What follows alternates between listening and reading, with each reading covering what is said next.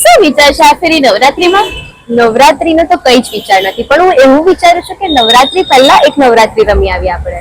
હા, મારો પણ સેમ એવો જ વિચાર છે. મેં ને એક ઇન્સ્ટાગ્રામ પર એક પોસ્ટ જોઈ હતી બિફોર નવરાત્રી. અચ્છા, એવું છે? હા, નવલી રમૈયા ગ્રુપ દ્વારા એક બહુ જ મોટી બિફોર નવરાત્રી થઈ રહ્યા છે. કઈ નવરાત્રી? નવલી રાત્રી. તો ચાલો.